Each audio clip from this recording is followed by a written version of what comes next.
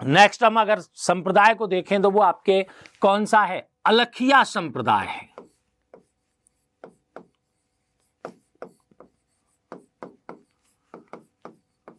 अलखिया संप्रदाय। अगर अलखिया संप्रदाय की बात की जाए तो इसके प्रवर्तक माने जाते हैं साधु लालगिरी।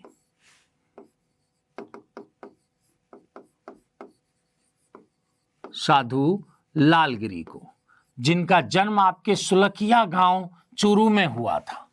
जन्म कहां हुआ था, सुलखिया गांव चूरू में।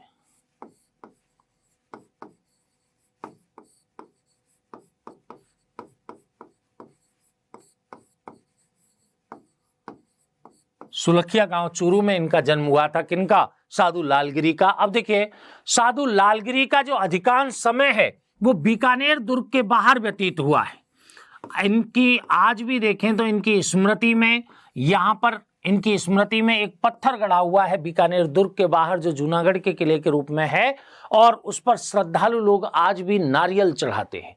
और इनका जो अंतिम समय है वो कहां पर, गलता में व्यतीत हुआ है। अंतिम समय कहां पर व्यतीत हुआ, गलता में, जहां पर इनकी समाधि स्थित है। समाधि स्थित है। तो बीकानेर दुर्ग के बाहर आपके इनका प्रमुख स्थान है, और साथ में गलता में भी आपके साधु लालगिरी का प्रमुख स्थान माना जाता है। इन साधु लालगिरी के कुंडलीय प्रसिद्ध हैं। साधु लालगिरी के कुंडलीय प्रसिद्ध हैं। कुंडलीय इनकी रचनाओं के रूप में हैं जो आपके प्रसिद्ध मानी जाती है। तो साधु लालगिरी के कुंडलीय प्रसिद्ध हैं, और इनका प्रमुख ग्रंथ देखा जाए तो वो अलख स्तुति प्रकाश है। प्रमुख ग्रंथ आपके जिसमें इनके वचन मिलते हैं वो कौन सा है, अलख स्तुति प्रकाश। अलखिया संप्रदाय के प्रमुख ग्रंथ के रूप में अलख स्तुति प्रकाश का नाम आता है। तो अलखिया संप्रदाय के प्रवर्तक कौन हैं, साधु लालगिरी हैं। जन्म कहां हो रहा है इनका, कि भाई सुलखिया गांव चूरू में इनका जन्म हो रहा है। इनका अधिकांश समय कहां पर व्यतीत हुआ है, बीकानेर दुर्ग के बाहर व्यतीत हुआ है, जहां इनकी स्मृति में आज भी एक पत्थर गड़ा हुआ है, और श्रद्धालु उस पर आकर के क्या चढ़ाते हैं, श्रद्धालु आकर के उस पर नारियल चढ़ाते हैं। इनका अंतिम समय आपके गलता में व्यतीत होता है, जहां इनकी समाधि स्थित है। साधु लालगिरी के आपके कुंडलीय प्रसिद्ध हैं, ठीक है। और इनके जो प्रमुख ग्रंथ है इस संप्रदाय से संबंधित वो आपके कौन सा है, अलख स्तुति प्रकाश है। अलख स्तुति प्रकाश। नेक्स्ट आपके देखिएगा, एक संप्रदाय के रूप में नाम आता है बिश्नोई संप्रदाय।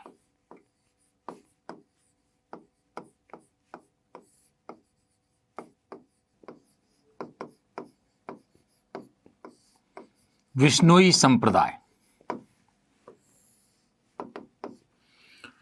राजस्थान के संत संप्रदायों में बिश्नोई संप्रदाय प्रसिद्ध है, ठीक है। इन बिश्नोई संप्रदाय के जो प्रवर्तक हैं वो जाम्भोजी को माना जाता है। प्रवर्तक किसे माना जाता है, जाम्भोजी को माना जाता है। जाम्भोजी, जिन्हें गुरु जंभेश्वर स्वामी के नाम से भी जानते हैं। गुरु जंभेश्वर स्वामी के नाम से भी जाना जाता है।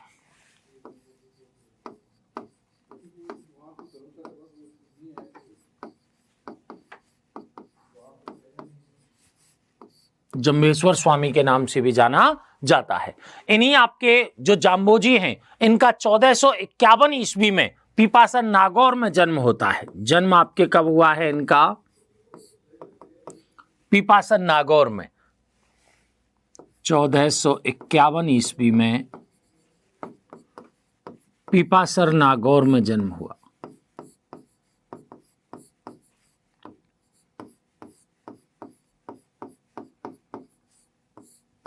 पीपासन नागौर में आपके किनके यहां पर, ठाकुर लोहट और हंसा देवी के घर पर भाद्रपद कृष्णा अष्टमी को इनका जन्म होता है। पिता कौन है इनके, ठाकुर लोहट,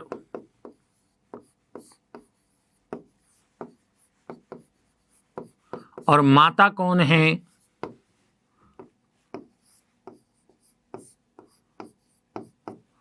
हंसा देवी।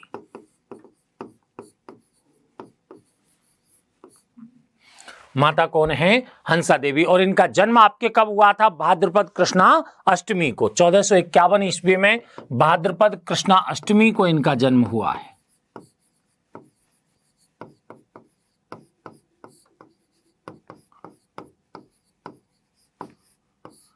देखिएगा, जो जाम्बोजी हैं, जाम्बोजी कर्मफल के सिद्धांत में विश्वास करते थे और मोक्ष के लिए गुरु के आशीर्वाद को आवश्यक मानते थे। ठीक है, ये विधवा विवाह के भी समर्थक माने जाते हैं। एक तो कर्मफल के सिद्धांत में विश्वास,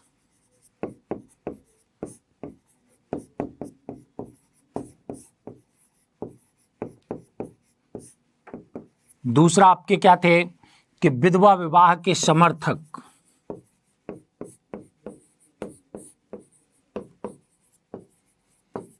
विधवा विवाह के समर्थक माने जाते हैं जाम्बोजी। कर्मफल के सिद्धांत में विश्वास करते थे। मैंने बताया कि मोक्ष के लिए गुरु के आशीर्वाद को आवश्यक मानते थे। इनके द्वारा बिश्नोई संप्रदाय का प्रवर्तन किया गया। किसका? बिश्नोई संप्रदाय का प्रवर्तन किया और अपने उपदेशों के द्वारा समाज में फैली हुई बुराइयों को दूर करने का प्रयत्न किया। ठीक है, जैसे आपके तीर्थ यात्रा, मूर्ति पूजा का इनके द्वारा विरोध किया गया है, और दूसरा आपके नशाखोरी का विरोध इनके द्वारा किया गया है। हरे वृक्षों को कटने से बचाने के लिए आपके यानी पर्यावरण प्रेमी के रूप में, पर्यावरण वैज्ञानिक के रूप में जाम्बोजी के द्वारा ख्याति प्राप्त की गई। ठीक है, इन्हीं आपके जाम्बोजी की अगर बात करें तो जाम्बोजी के द्वारा अपने अनुयायियों को कितने नियम दिए हैं? 20+9 अर्थात 29 नियम दिए हैं। इस कारण ये विश्नोई कहलाए। विश्नोई यानी 20+9, 20+9 नियम आपके दिए इन्होंने। नियम कितने हैं इस संप्रदाय के? 20+9 बराबर 29 नियम दिए हैं इन्होंने अपने अनुयायियों के लिए। ठीक है, अब देखिएगा, पर्यावरण प्रेमी हैं। कैसे हैं ये? पर्यावरण प्रेमी। पर्यावरण वैज्ञानिक के रूप में अपनी पहचान इनके द्वारा स्थापित की गई थी। इनके द्वारा अपने आराध्य देव भगवान विष्णु की निर्गुण निराकार ब्रह्म के रूप में उपासना का उपदेश दिया है। जाम्बोजी ने अपने जो आराध्य देव थे भगवान विष्णु, उनकी निर्गुण निराकार ब्रह्म के रूप में उपासना का उपदेश दिया है। इनके जो उपदेश हैं वो उपदेश आपके देखिए, हमें कौन कौन सी पुस्तकें हैं जिनमें इनके उपदेश मिलते हैं? उन पुस्तकों में नाम आता है जंबसागर पुस्तकें,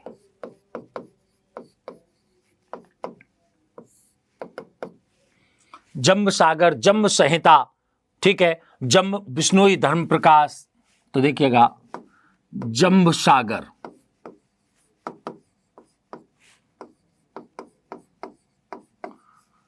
दूसरी है इसी से जुड़ी हुई जंब सागर शब्दावली,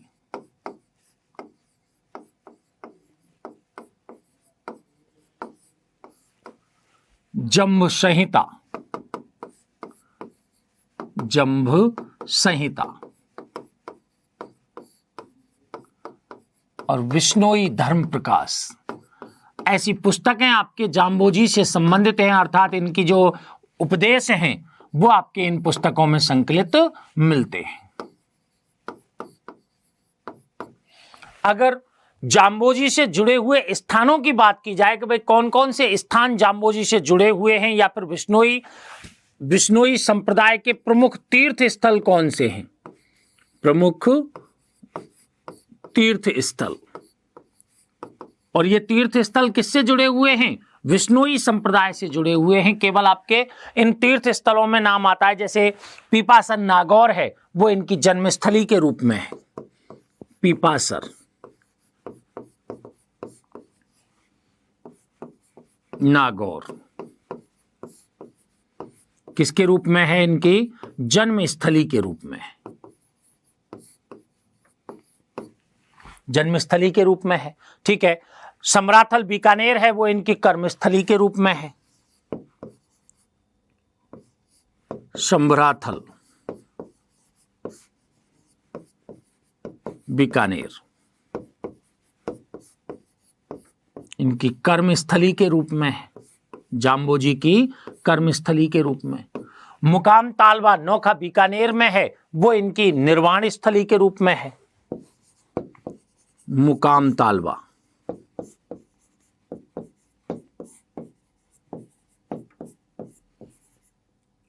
नोखा बीकानेर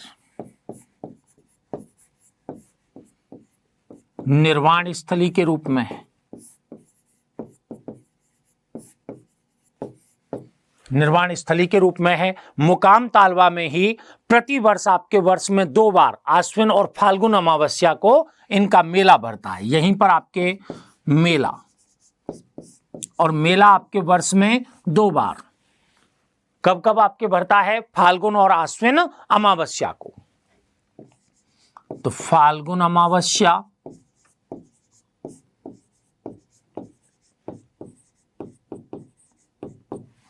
और आश्विन अमावस्या को।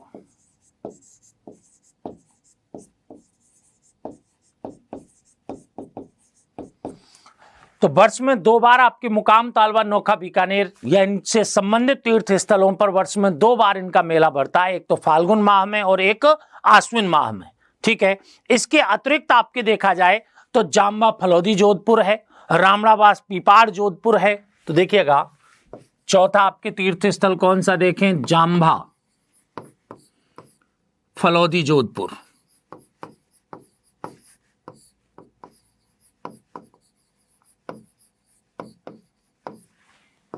रामड़ावास पीपाड़ जोधपुर।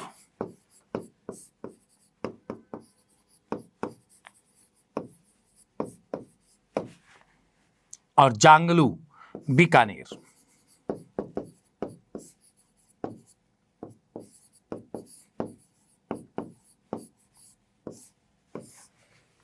जांगलू बीकानेर प्रमुख तीर्थ स्थलों के रूप में हैं। तो देखिएगा बिश्नोई संप्रदाय के बारे में हमने बताया आपके कि बिश्नोई संप्रदाय के प्रवर्तक कौन माने जाते हैं? जाम्बोजी को माना जाता है, जो गुरु जम्भेश्वर स्वामी के नाम से भी जाना जाते हैं। इनका जन्म आपके 1451 ईस्वी में पीपासर गांव नागौर में हुआ था, भाद्रपद कृष्णा अष्टमी को। किनके घर हुआ था? ठाकुर लोहट और हंसा देवी के घर हुआ था। ये आपके इनके द्वारा अपने आराध्य देव भगवान विष्णु की निर्गुण निराकार ब्रह्म के रूप में उपासना का उपदेश दिया है। ये कर्म फल के सिद्धांत में विश्वास करते थे और मोक्ष के लिए गुरु के आशीर्वाद को आवश्यक मानते थे। विधवा विवाह के समर्थक थे। समाज सुधार के कार्य इनके द्वारा किए गए हैं। समाज में फैली हुई बुराइयां जैसे तीर्थ यात्रा है, मूर्ति पूजा है और आपके नशाखोरी है, ऐसी जो सामाजिक व्यसन है उनको भी आपके दूर करने का प्रयास किनके द्वारा किया गया है? जाम्बोजी के द्वारा किया गया है। जाम्बोजी के द्वारा जो विश्नोई संप्रदाय का प्रवर्तन किया गया, इसके लिए इन्होंने 29 नियम दिए अपने अनुयायियों के लिए। ये आपके पर्यावरण प्रेमी या पर्यावरण वैज्ञानिक के रूप में ख्याति प्राप्त थे। हरे वृक्षों को कटने से बचाने के लिए विश्नोई संप्रदाय के लोग अपने प्राणों तक की आहुति दे देते हैं। ठीक है ना। इनको हरे वृक्षों को कटने से बचाने के लिए प्रसिद्ध है ये संप्रदाय, पर्यावरण प्रेमी के रूप में ये संप्रदाय प्रसिद्ध है। ठीक है। इनके जो उपदेश हैं वो हमें कौन सी पुस्तकों में मिलते हैं कि भाई जम्ब सागर में, जम्ब सागर शब्दावली, जम्ब संहिता, विष्णुई धर्म प्रकाश में मिलते हैं। और इनके प्रमुख तीर्थ स्थल अगर देखे जाएं तो पीपासन नागौर जो जन्मस्थली के रूप में है, समराथल बीकानेर जो कर्मस्थली के रूप में है, मुकाम तालवा नोखा बीकानेर में है जहां पर आपके इनकी निर्वाण स्थली है और वर्ष में 2 बार फाल्गुन और आश्विन अमावस्या को मेला भरता है। इसके अतिरिक्त आपके जाम्बा फलौदी जोधपुर और रामड़ावास पीपाड़ जोधपुर और जांगलू बीकानेर भी इनके तीर्थ स्थलों में गिने जाते हैं। अब देखिए नेक्स्ट संप्रदाय के रूप में हम देखें तो एक और आपके प्रसिद्ध संप्रदाय है, वो है जसनाथी संप्रदाय। कौन सा है? जसनाथी संप्रदाय।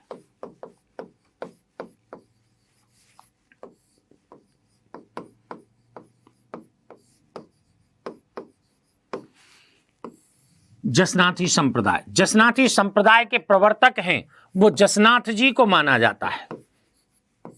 प्रवर्तक आपके कौन हैं? जसनाथ जी। प्रवर्तक जसनाथ जी हैं जिनका जन्म आपके कतरियासर बीकानेर में आपके 1482 में हुआ था। जन्म आपके कब हुआ? 1482 ईस्वी में कहां पर हुआ है? कतरियासर।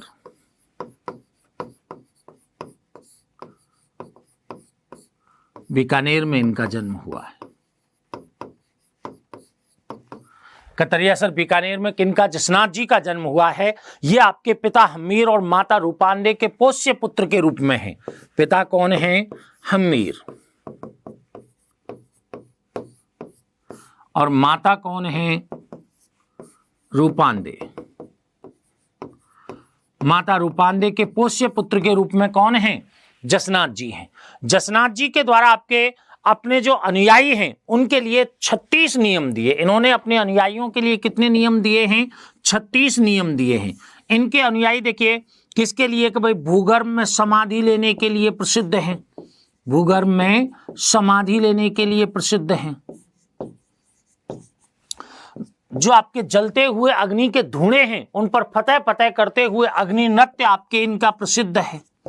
अग्नि नृत्य के लिए प्रसिद्ध है। और अपने गले में काली ऊन का धागा पहनते हैं। काली ऊन का धागा।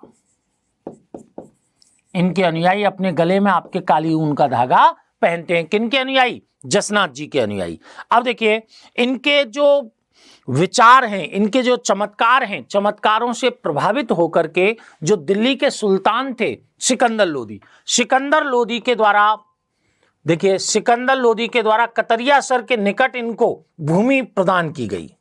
सिकंदर लोदी ने इन्हें कतरियासर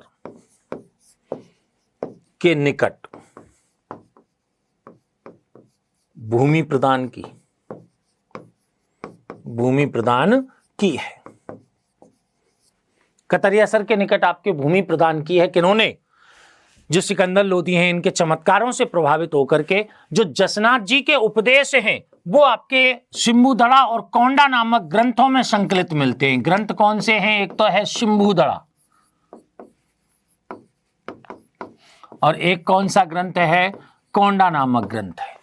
कोंडा नामक ग्रंथों में संकलित मिलते हैं। किनके? जसनाथ जी के उपदेश हैं। जसनाथ जी की तपोस्थली और जसनाथ जी की निर्वाण स्थली के रूप में किसका नाम आता है? कतरियासर का ही नाम आता है। इसी कारण यहां पर आपके देखिएगा कतरियासर,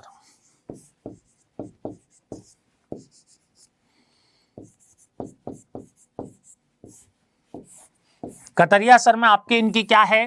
तपोस्थली भी है और निर्वाण स्थली भी है। तपोस्थली और निर्वाण स्थली। तो प्रमुख जसनाथी संप्रदाय के प्रमुख तीर्थ के रूप में कौन सा स्थान माना जाता है? कतरियासर बीकानेर को ही माना जाता है, जो इनकी तपोस्थली और निर्वाण स्थली के रूप में है। यहां पर वर्ष में 3 बार आश्विन, माघ और चैत्र, आश्विन, माघ और चैत्र को आपके मेला भरता है। ठीक है, तो यहां पर वर्ष में 3 बार, कब कब? आश्विन, माघ और चैत्र की शुक्ल सप्तमी को मेला भरता है। ठीक है, तो जसनाथी संप्रदाय के प्रवर्तक कौन माने जाते हैं? जसनाथ जी, जिनका जन्म आपके 1482 ईस्वी में कहां हुआ है? कतरियासर बीकानेर में। इनके चमत्कारों से प्रभावित होकर के सिकंदर लोदी के द्वारा इन्हें कहां पर? कतरियासर के निकट ही भूमि प्रदान की गई है। इन्होंने बीकानेर के जो राव लूणकरण हैं उन्हें राज्य प्राप्ति का भी आपके आशीर्वाद दिया था। किन्होंने? जसनाथ जी के द्वारा। ठीक है, इनके द्वारा जो स्थापित जसनाथी संप्रदाय है उसके अनुयायियों के लिए इन्होंने 36 नियम दिए हैं। और इनके अनुयायी भूगर्भ में समाधि लेने के लिए, अग्नि नृत्य प्रस्तुत करने के लिए, वो भी आपके जलते हुए धूनों पर। ठीक है, और काली ऊन का धागा इनके अनुयायी पहनते हैं। इनके जो उपदेश हैं वो शंभुदड़ा और कोंडा जैसे ग्रंथों में संकलित मिलते हैं। सिकंदर लोदी ने इन्हें कतरियासर के निकट भूमि प्रदान की थी। कतरियासर इनकी तपोस्थली और निर्वाण स्थली के रूप में प्रसिद्ध है, जहां पर वर्ष में 3 बार, एक आपके चैत्र शुक्ला सप्तमी को, माघ शुक्ला सप्तमी को और आश्विन शुक्ला सप्तमी को वर्ष में 3 बार यहां पर मेला भरता है। ठीक है, तो प्रमुख आपके संप्रदाय के रूप में जसनाथी संप्रदाय का नाम आता है। ऐसे ही हम आपके एक संप्रदाय की और चर्चा करें, वो आपके कौन सा है, दादू संप्रदाय है।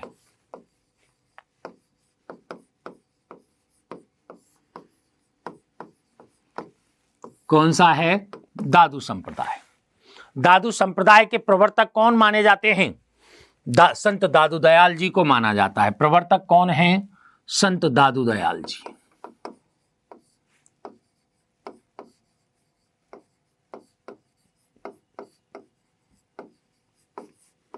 प्रवर्तक कौन है, संत दादू दयाल जी, जो कि अहमदाबाद में इनका जन्म हुआ।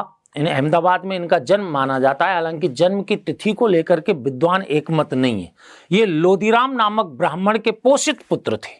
किसके पोषित पुत्र थे ये, लोदीराम नामक ब्राह्मण के पोषित पुत्र थे। 7 वर्ष की आयु में इनका विवाह कर दिया जाता है, लेकिन 11 वर्ष की आयु में ही इनमें वैराग्य की भावना प्रबल होती है और ये 11 वर्ष की आयु में आध्यात्मिक ज्ञान प्राप्त करने के लिए स्वामी बुद्धानंद या ब्रह्मानंद के पास पहुंच जाते हैं। तो इनके गुरु के रूप में आपके किसका नाम आता है, वृद्धानंद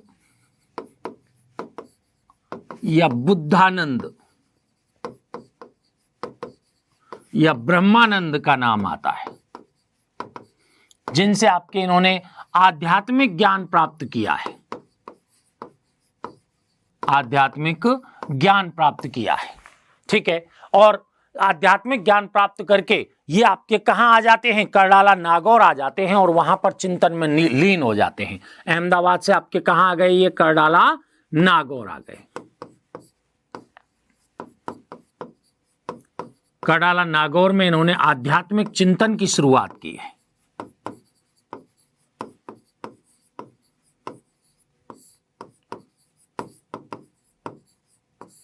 आध्यात्मिक चिंतन की आपकी शुरुआत कहां पर की है, करडाला नागौर में।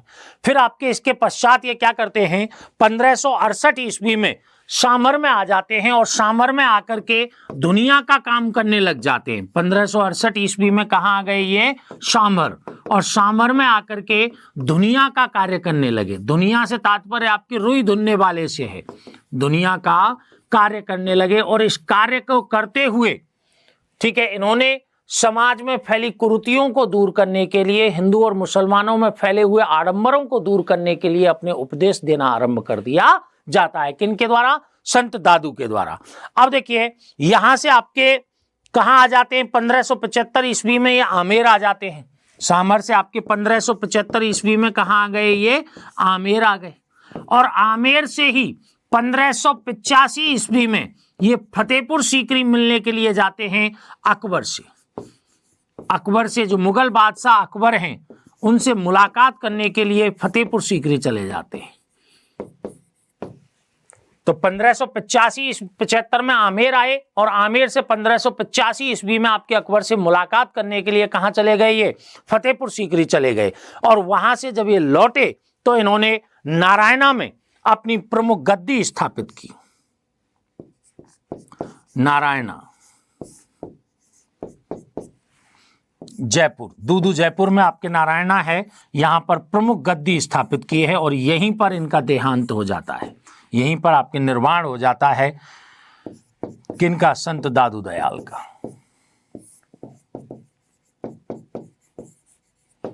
तो प्रमुख गद्दी आपके कहां पर स्थापित की है इन्होंने, नारायणा आपके जयपुर में, दूदू जयपुर में जो पड़ता है, यहां पर प्रमुख गद्दी स्थापित की और यहीं पर आपके इनकी निर्वाण हो जाता है। अब देखिएगा 1603 ईस्वी में यहीं पर निर्माण होता है इनका।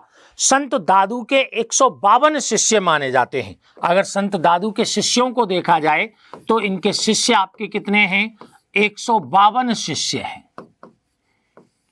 अब इनमें से जो 52 शिष्य हैं, 52 शिष्य दादू संप्रदाय के 52 स्तंभ के रूप में हैं, 52 स्तंभ के रूप में है। दादू संप्रदाय के 52 स्तंभ, 52 शिष्य हैं और 100 शिष्य जो हैं इनके, वो आपके क्या कहलाए हैं, वीतरागी कहलाए हैं। 100 शिष्य क्या कहलाए हैं? वीतरागी कहलाए। और वीतरागी क्यों कहलाए हैं? क्योंकि इनके द्वारा अपना कोई शिष्य परंपरा को प्रारंभ नहीं किया गया है, अर्थात इन 100 शिष्यों के द्वारा अपनी शिष्य परंपरा को आगे नहीं बढ़ाया गया है।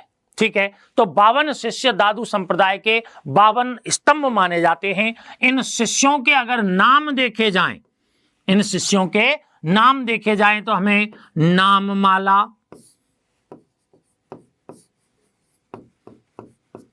भक्तमाला, दादू जन्म लीला पर्ची,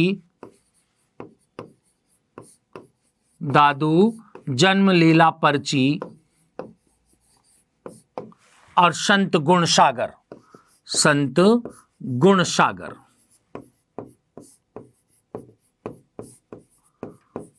संत गुण सागर जैसे ग्रंथों में हमें प्राप्त होते हैं। यानी कि संत दादू के शिष्यों के नामों की अगर बात की जाए कि इनके नामों की जानकारी हमें कहां से मिलती है, तो ये कुछ ग्रंथ हैं, नाममाला, भक्तमाला, दादू जन्म लीला पर्ची और संत गुण सागर। ऐसे ग्रंथों से हमें संत दादू के शिष्यों की जानकारी मिलती है। अगर इनके शिष्यों में कुछ प्रमुख शिष्यों की बात की जाए कि भाई कौन कौन से इनके प्रमुख शिष्य हैं, तो इनमें आपके गरीबदास जी हैं, मिस्किन दास जी हैं। देखिए गरीबदास जी,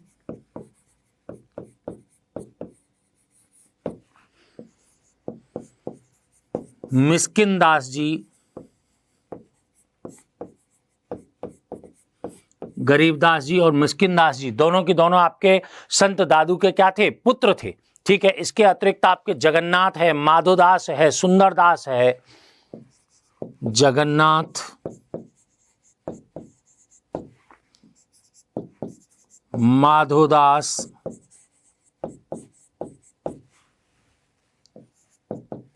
सुंदरदास,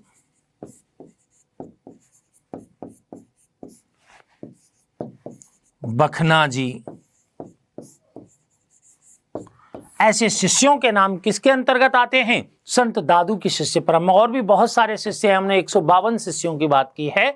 ऐसे शिष्यों के नाम आपके संत दादू दयाल के शिष्यों में गिने जाते हैं। अब देखिए दादू संप्रदाय की अगर बात हम करें तो 1750 ईस्वी तक जो दादू संप्रदाय है वो एकजुट बना रहता है। लेकिन यहाँ के महंत थे आपके जैतराम दास जी। यहाँ के महंत आपके नारायणा के महंत कौन थे? जैतराम दास जी। जैतराम दास जी के काल में आकर के दादू संप्रदाय में विभाजन आरंभ हो जाता है और ये 5 शाखाओं में बढ़ जाता है। 1750 ईस्वी के लगभग में संत आपके कौन हुए हैं? नारायणा के महंत आपके कौन हुए हैं? जैतराम दास जी।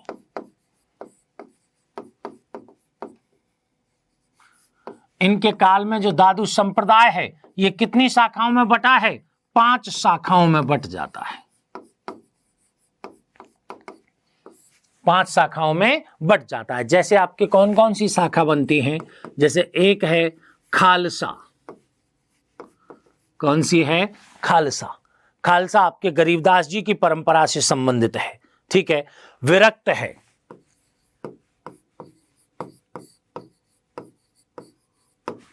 उत्तरादे है,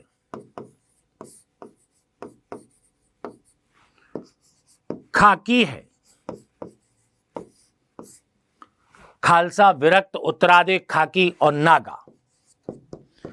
ऐसी 5 आपके शाखाओं में कौन सा जो दादू पंथ है वो बट जाता है।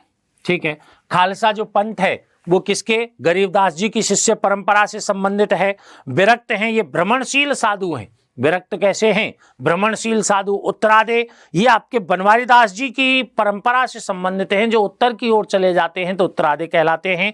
खाकी हैं, ये दादू संत हैं जो छोटी छोटी टुकड़ियों में विभक्त होते थे। ठीक है। शरीर पर भस्म लगाते थे, जटाएं रखते थे। कौन? खाकी। नागा हैं, नागा आपके एक तरह से सुंदरदास जी के द्वारा स्थापित की गई थी और ये छोटी छोटी टुकड़ियों में घूमा करते थे और अपने साथ शस्त्र रखते थे। इनकी टुकड़ियों को जमात कहा जाता था।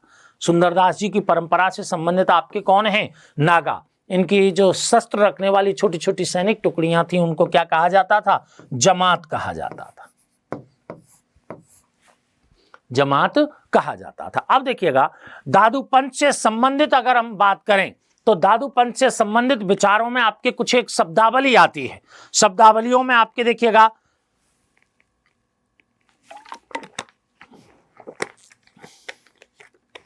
अलख दरीबा का नाम आता है। मुख्य रूप से किसका नाम आता है? अलख दरीबा।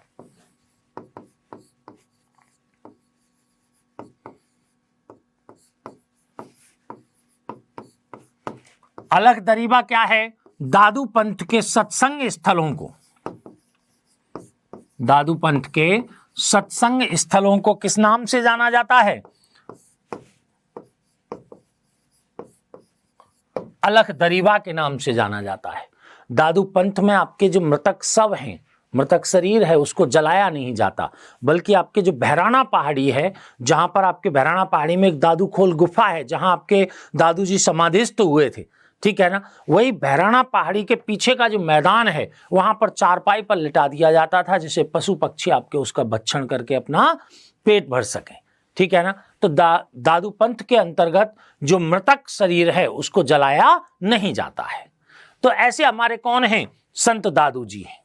कौन हैं? संत दादू जी, जिनके आपके 152 शिष्य हैं और 52 शिष्य आपके इनके 52 स्तंभ के रूप में माने जाते हैं। और इस पंथ की प्रमुख गद्दी या प्रमुख पीठ कहां पर है? नारायणा जयपुर में स्थित है। अब देखिए कुछ एक आपके छोटे छोटे संतों की और हम यहां पर चर्चा आपसे करें। छोटे छोटे संतों में जैसे नाम आता है आपके किनका? संत पीपा का। किसका नाम आया? संत पीपा का। तो देखिएगा संत पीपा,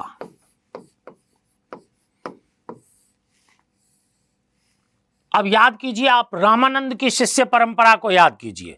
रामानंद की आपके शिष्य परंपरा में देखें तो संत पीपा राजपूत आपके एक प्रताप सिंह खींची, मूल नाम इनका क्या है? प्रताप सिंह खींची। ये जो गागरोन का खींची राजवंश था, खींची राजवंश के राजकुमार थे।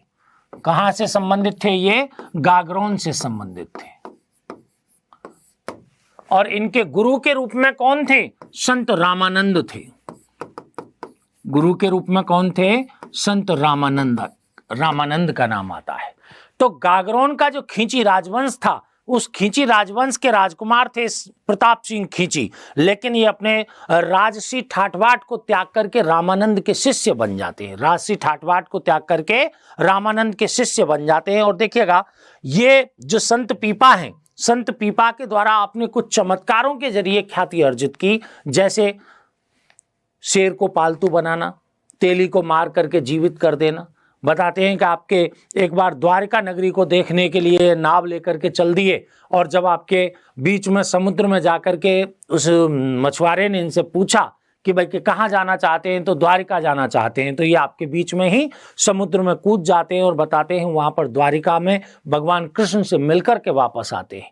इस तरह संत पीपा के आपके कुछ चमत्कार हैं, उनके लिए ये प्रसिद्ध माने जाते हैं। बताते हैं संत पीपा के द्वारा दर्जी व्रती अपना ली जाती है। कौन सी? दर्जी व्रती अपना ली जाती है। इस कारण दर्जी समुदाय है वो इन्हें अपने आराध्य देव के रूप में मानता है। दर्जी समुदाय किनको? संत पीपा को अपने आराध्य देव के रूप में मानता है। ठीक है। अब संत पीपा से संबंधित कुछ स्थलों की अगर चर्चा की जाए तो संत पीपा का आपके देखिए बाड़मेर का समदड़ी गांव है। बाड़मेर का समदड़ी गांव है, वहां पर संत पीपा का क्या है? मंदिर। समदड़ी बाड़मेर में संत पीपा का क्या है? मंदिर स्थित है। ठीक है। इसके अतिरिक्त आपके देखें दर्जी समुदाय ने अपना आराध्य देव मान ही रहा है। ठीक है। यहां चैत्र शुक्ला पूर्णिमा को इनका विशाल मेला भरता है। कहां? समदड़ी में। चैत्र शुक्ला पूर्णिमा को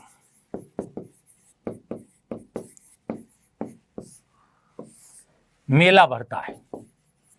कहां पर? समदड़ी बाड़मेर में, जहां पर संत पीपा का मंदिर है। ठीक है। संत पीपा की गुफा देखी जाए तो वो कहां पर है? टोड़ा टोंक में। संत पीपा की गुफा कहां पर है? टोड़ा टोंक में। तो पीपा जी की गुफा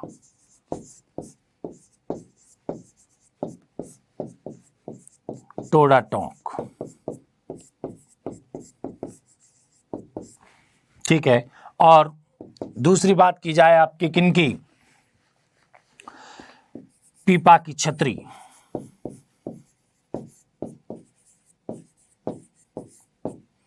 ये गागरोन झालावाड़ में है।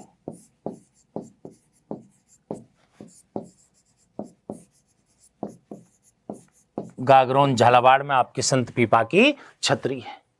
ठीक है, तो ये संत पीपा के बारे में कि भाई कि गागरोन के खींची राजवंश से संबंधित थे। इनका मूल नाम था प्रताप सिंह खींची, लेकिन अपनी सन्यास की वृत्ति के कारण ये रामानंद के शिष्य बन जाते हैं। अपने चमत्कारों के जरिए लोकप्रियता प्राप्त करते हैं और दर्जी अपने अंतिम दिनों में आपके दर्जी व्रती को अपनाए जाने के कारण दर्जी समुदाय के आराध्य देव के रूप में जाने जाते हैं। कौन? संत पीपा। चैत्र शुक्ला पूर्णिमा को समदड़ी बाड़मेर में जो इनका मंदिर है वहां पर इनका विशाल मेला भरता है। इसके अतिरिक्त आपके संत पीपा की गुफा टोड़ा टोंक में है और संत पीपा की छतरी है वो गागरोन झालावाड़ में स्थित है। ठीक है, ऐसे ही आपके संतों में एक नाम और हमारे साथ जुड़ता है, वो है रज्जव जी। कौन है? रज्जव जी।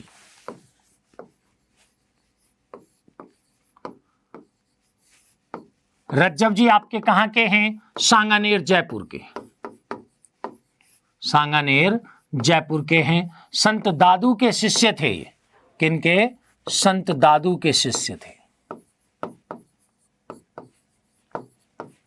बताते हैं कि विवाह करने के लिए जा रहे थे दूल्हे बन करके, लेकिन मार्ग में ही आपके दादू जी के उपदेश सुनकर के उनके शिष्य बन जाते हैं और आजीवन दूल्हे के भेष में रहते हैं। आजीवन दूल्हे के भेष में रहते हैं, के भेष में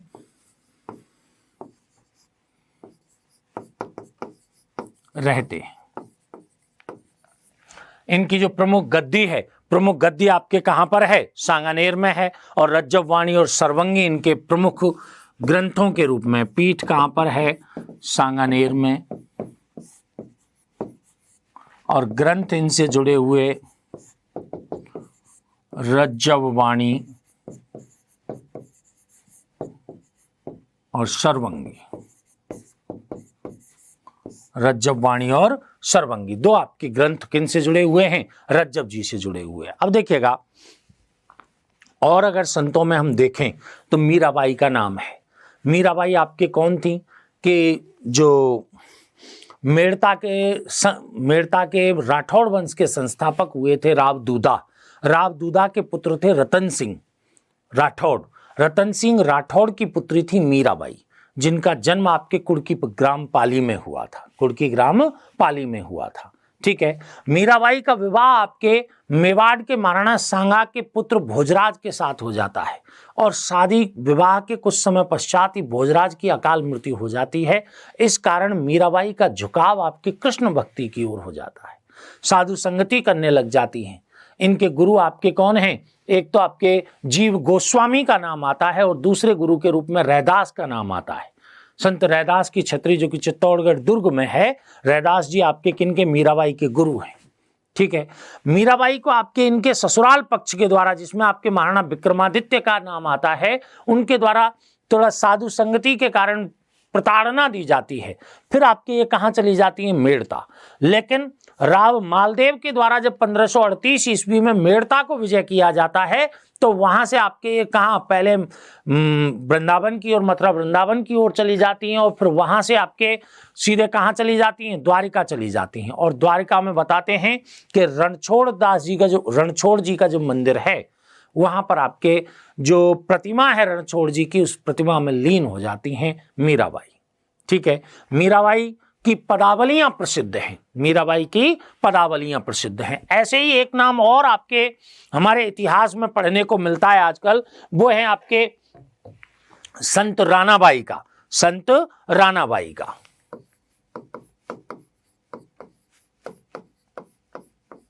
रानाबाई का भी नाम आपके यहाँ पर प्रसिद्ध है। ये भी कृष्ण भक्ति के लिए चर्चा में रही हैं। रानाबाई भी आपके किनके? कृष्ण भक्ति के लिए चर्चा में रही हैं। और हरनावा गांव है मकराना के पास। इनका जन्म आपके कहाँ हुआ था? हरनावा गांव है मकराना के पास। हरनावा मकराना में इनका जन्म होता है। किनका? रानाबाई का।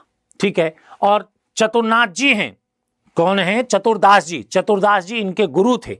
चतुरदास जी इनके गुरु थे। रामगोपाल और गंगाबाई की ये पुत्री थी। इनके पिता आपके कौन हैं? रामगोपाल।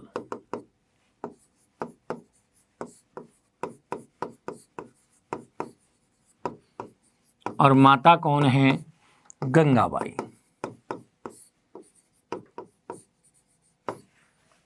माता कौन है? गंगाबाई। गुरु कौन है? चतुरदास जी।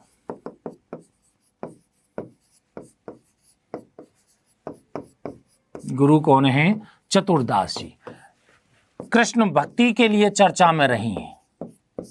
कृष्ण भक्त हैं कौन? रानाबाई। रानाबाई अपनी कृष्ण भक्ति के लिए आपके चर्चा का विषय रही हैं।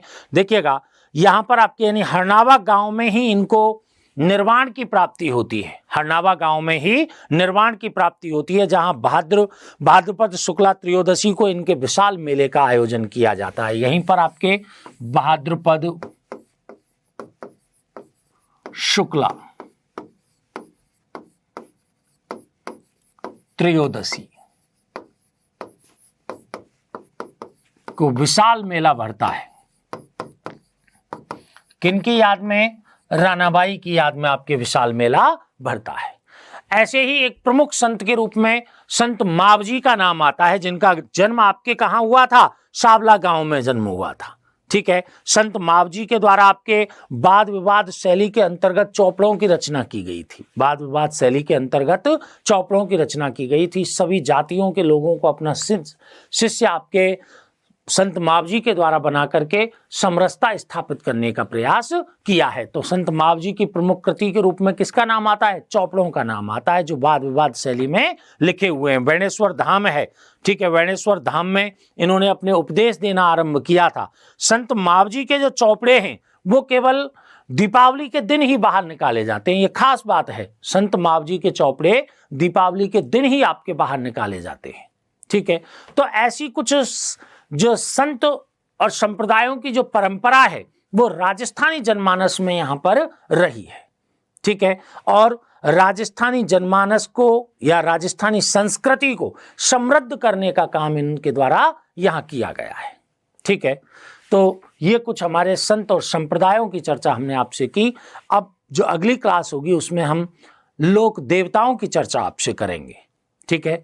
तो लोक देवताओं की चर्चा के साथ नेक्स्ट क्लास में हम आपसे फिर मिलते हैं। तब तक के लिए धन्यवाद।